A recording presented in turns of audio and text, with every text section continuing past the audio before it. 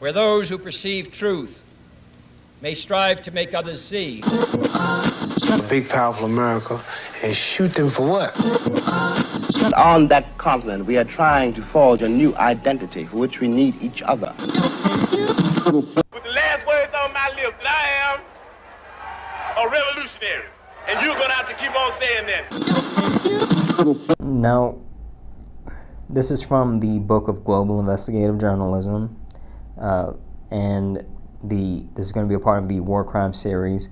Particularly, this chapter is going to be on the banned and restricted weapons, okay?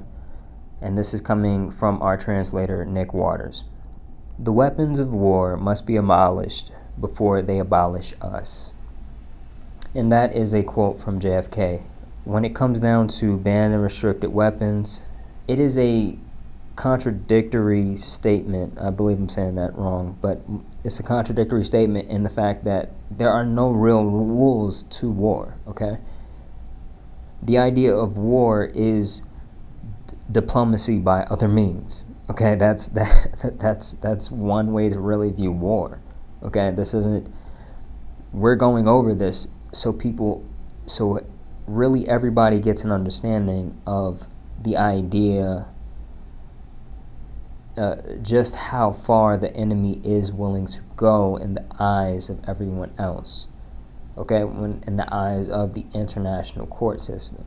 In this chapter, Nick sheds light on particular scenarios, cases, and international regulations to really instruct readers on war crimes regarding weapons use. And in terms of this idea, right, the idea of no rules really being the only rule of war, I think one figure that really gives this understanding in terms of today is Netanyahu, because he is the prime minister of Israel, and he is able to move between these countries, these powerful entities in the world, without any regard for the fact that he is a war criminal in a lot of cases, or with little regard that the fact that he is a war criminal. And I mean, he is really the case to make in terms of really telling the international courts that they have no real teeth in the world. There is no real teeth regarding international court rulings, okay?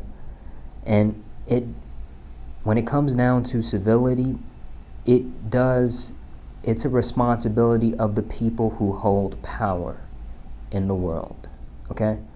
This is a case for people truly transitioning from where they are now into true Renaissance people in the world, okay? Because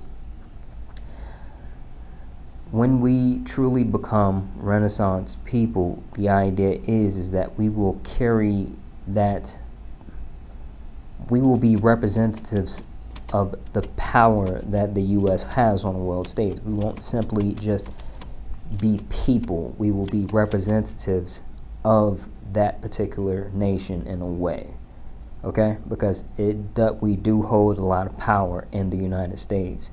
So that's very important in terms of transitioning, because we do have to get the reins back. And Nick talks about various scenarios, but I think really one in particular really does kind of haunt me, I'll say, because in Syria, the civilians, they were forced into basements due to really heavy shelling, right? So bombs were being dropped. They go into the basement, and helicopters, they dropped yellow and green chlorine gas on the population, and the chlorine gas suffocated the people in the darkness of the basement. That is, when we talk about the idea of chaos, the idea of why I keep advocating for a renaissance rather than some people would saying, a revolution. This is it. we're looking at the difference between this scenario and a scenario where we gain power by means of simply the structures in place, okay? Because the fall of the structures in place, they leave these particular weapons in the wrong hands. Chaos does not breed. We don't get the people, the leaders who come up in chaos are not the civilized people. They are not, like when we talk about the natural cycle, we're not talking, the civilized people may at some point come up and come about, but the people who come up first, they are not usually the civilized people. They are the people who inspire fear. And we have to understand that this is not what we want. Now, in terms of with this idea in Syria, it violates something that we've talked about in this war crime series a lot, and that's the principles of proportionality and distinction. Okay, I'm not going to go over that here, but you can kind of like read the video and pause it for a second. Now, this is a very likely a banned weapon,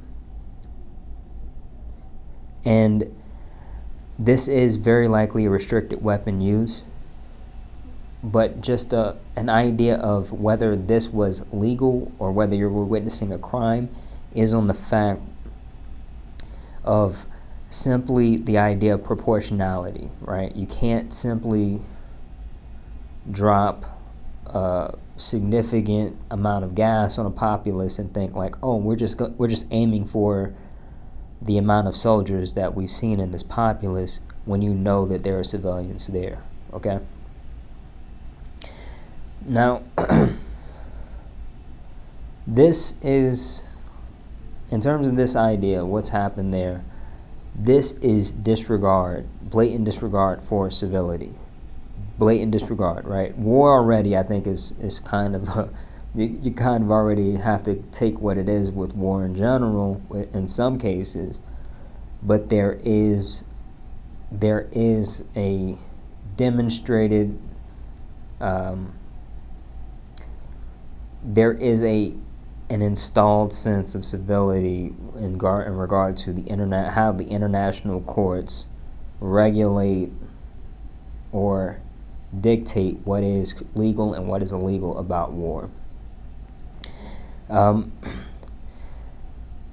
These people in general, when they drop this particular, what's happened, or drop this particular yellow-green chlorine gas on the populace, that was really just a complete disregard for the international courts and the international law, and we can only hope that one day they'll gain teeth and sharp enough to really hold violators accountable, and really show that there needs to be a level of civility even in these particular cases where we resort to diplomacy by other means. But I'm going to keep. I think we need to understand that this is war. This is really what war is. Okay, so we're talking about international courts, what's legal, what's illegal, and a lot of this stuff. But you definitely need to carry an understanding with you that hopefully translates into actions, that would help stop war in general. But this is what we need to essentially come to terms with in order to really give us the understanding that we need to, the fuel that we need to move forward and stop and address the wrongs and the ills of society today. We talked about this theme about proportionality in terms of the way in which this particular scenario in Syria was handled, but there are things regarding simply the weapons use and how to really talk about the weapons use and the how the weapons need to be regulated that talk about whether there's a crime taking place or not. And these are important to a degree because you start to realize when somebody is getting ready to violate a crime in general, because we're talking about not only the use but also the stockpile. And just to give you guys an understanding, mines are regulated, right? This is the Ottawa Convention, and this is also known as the Convention on the Prohibition of Use, Stockpiling, and Production and Transfer of Anti-Personnel Mines on their destruction. Now, anti-personnel, that means people walking over mines.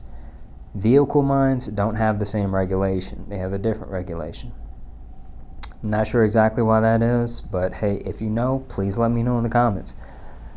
Also, the idea of incendiary, or that's another thing that's regulated, and this is the treaty here is called the Convention on Certain Conventional Weapons. Now, this treaty governs the use of certain types of conventional weapons, such as landmines, booby traps, and incendiary weapons, and blinding lasers. I did not know that was a thing. It's kind of wild, kind of crazy, but we do have that listed here, so I can only assume. And this is another thing about war: we don't even know. We have no clue about the real weapons of war, right? Because we see like, okay, you know, like it's not gonna be AKs out in the field. It's not gonna be like jungle warfare. We don't even know what is out there. Was Albert Einstein said, I don't know what weapons will fight World War III with, but this is after he's seen the atomic bomb, I believe, but he says, I don't know what weapons will fight World War III with, but World War IV will be fought with sticks and stones. This idea, in terms of the relaying of the technologies that we have available to us now, when we decide to simply use everything we have, we will destroy ourselves. That's not like this is not something that we need to play with. These aren't weapons that we have just, you know, hurt portions of the military and make them give up or whatever. We do not want that environment, and we are committing mass suicide if we go into any type of World War III type phenomena. This particular treaty, right, we're talking about the Convention on Certain Conventional Weapons. This is something that restricts the use of some of these of the things mentioned, right? The blinding lasers, incendiary weapons, the booby traps, the landmines. It like just restricts the use of these things. Okay, it's very telling because it's just like, what are we restricting? I don't know. I haven't dug into that exactly, but we'll do it at some point, I'm sure. The next one is cluster bombs, right? And this is called the Convention on Cluster Munitions. And the convention prohibits the use, transfer, and production and stockpiling of cluster munitions. It has 108 signatories and 110 state parties. I think that just means how many people are signing and just how many people are paying attention to. I'm not sure what the difference is between signatories and state parties, but just know everyone hasn't particularly signed this. But this treaty defines really munitions as a weapons, cluster munitions as a weapon consisting of a container or a dispenser from which many sub-munitions or bomblets are scattered over wide areas.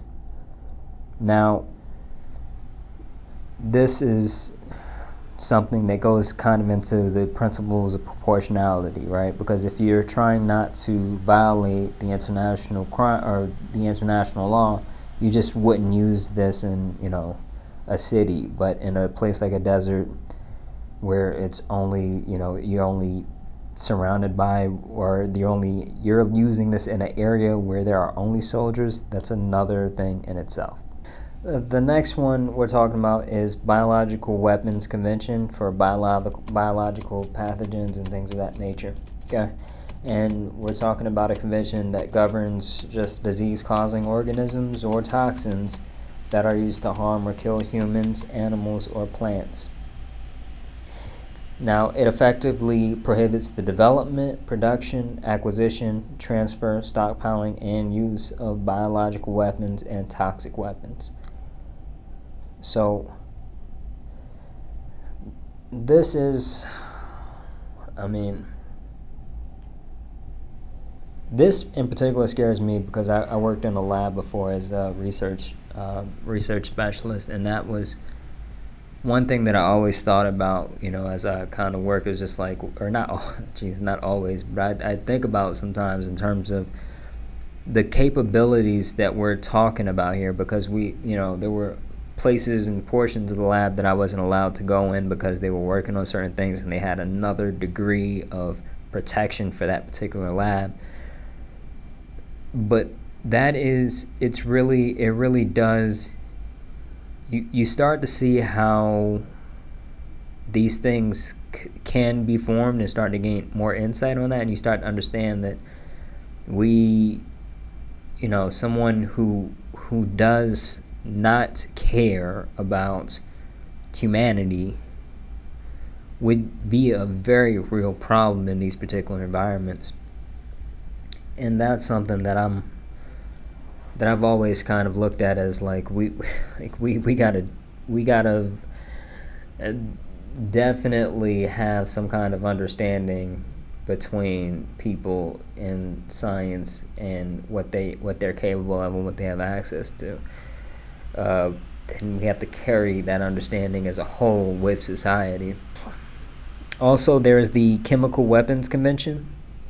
Now, this convention prohibits the development, production, acquisition, stockpiling, retention, transfer, or use of chemical weapons by state parties. And there are apparently 4 UN states that are not parties. And this is Egypt, Israel, whoa, surprise, North Korea, and South Sudan. Now, of course, chemical weapons, they don't have a lot of times they don't carry a life like biological weapons in terms of the way they're able to kind of adapt and things like that, right? They're not subject to the same pressures in regard to staying in the environment for a long period of time. So it's interesting to see that regulated as a different thing, but in a lot of cases, they are very much, they can be very much dangerous in a lot of ways, and even dangerous in regard to actually like passing on birth defects to children and stuff like that for victims. And Nick also lists a few scenarios where things are a bit gray, okay? Or list a couple scenarios, we'll say, right? So, white phosphorus. White phosphorus is used, of course, to just completely devour people, basically, but it can also be used as a smokescreen. And particularly for using for a smokescreen, America made this case, and Israel, they didn't make this case, they just stated this case. But there was very much an investigation involving the American situation, to where people found that the actual white phosphorus that was released from the I believe it was helicopters, they found that it impacted lower to the ground. So in their case, they were saying that they were shielding people from, the ISIS forces in a particular place, and they were able to successfully make that case. And I am not the spokesperson for Americans fighting terrorism and how they do that and what they've done, because it gets mucky when you look at the involvement that we had in creating and propping up the terrorists in a lot of situations. But whatever. Israel, I don't even think they tried to make a case. I think they just shut up about it at some point. They made the case, and then they just like, okay, cool, and they just stopped using the actual white phosphorus in that particular case, which was, that's a great sign that they cared enough to stop using it. But they also just shut up about it. They didn't say anything. And Nick also talks about drones, and drones are a point that I really want to talk about here, because they don't get enough attention in my particular view, in my particular understanding of them, because they allow for essentially the gamification of war. And a lot of politicians, they'll get up in front of you and they'll say that, this isn't costing American lives, so it doesn't feel like war to us, but it causes very real terror in terms of the people that are on the receiving end of those drones. And it can be extremely traumatic for these people. There's cases where like a drone will bomb a certain area, and there's like some kind of protocol in place to where they will sit and hover in place and confirm their target. So say that a bomb goes off in a particular city and you're around. The idea here is that a bomb's went off. You, as a person who is maybe across the street, can hear someone yelling and screaming for help. But you can't go. You can't do anything because you can hear the drone hovering. And by, if you're unlucky enough to be in these areas where America wants to free the oil, or free the people, they will essentially bomb. They could potentially drop a second bomb and a second attack if they see fit. So you're forced to sit there and listen to this drone and, mixed in with someone screaming for help. And that could very much be life, in terms of, just to give you guys an understanding that this means nothing to us, right? That guy, the drone operator, the pilot, he's gonna be in traffic in a few hours with the rest of us. You know what I'm saying? Like, that's just his life, right? He could suffer from PTSD, but he can also just be a complete nutbag and just be like, hey, that's kind of the way things are. You don't know. And I'm guessing that the military is going to try to recruit more nutbags, And so we got to be careful with this idea of drones in general. And this idea of forever war is something that our government is looking for. Our government is really hungry about, right?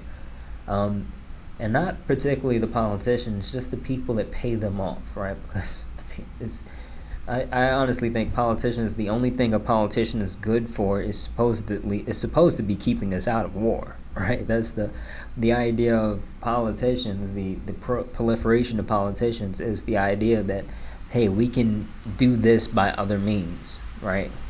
We can settle things by other means. So our politicians completely fail us just in my book. When we have to talk about when we try to go to war and things like that, it's disgusting. But the idea here is that in this Renaissance, we should understand that we have a responsibility. We gotta rein in this idea, this Department of Defense and the State Department, and whatever could be taking its place now. I don't know. Like Donald Trump's talking about, he's like dissolving the State Department, but it could be evolving into something much worse. Or it could be not. I'm not sure if evolving would be the right word. Could be essentially just transforming into something much worse. So we got to watch out for that. But we got to really, really take up the mantle and be representatives of really what we are in the world and what we really show the world. And that's going to require us really just being knowledgeable and gaining more knowledge, more understanding. Because I think when at the end of this particular transition that I'm talking about here, we won't have Netanyahu running free to the United States and parading around as someone who can talk about Nobel Peace Prizes, let alone nominate somebody for a Nobel Peace Prize. That is insane. But in terms of just hoping that this gives you guys fuel, our government handling of this particular situation with Netanyahu, they are hinting at a very dark possibility in terms of they may be just completely void of restriction when it comes down to the concept of armed conflict, period. They may not even care about what the citizens really want. Okay? I think it'd be very easy at this point, where we're at now, before this transition, is to say that we are being held captive by our Department of Defense. Where those who perceive truth may strive to make others see. A big, powerful America, and shoot them for what?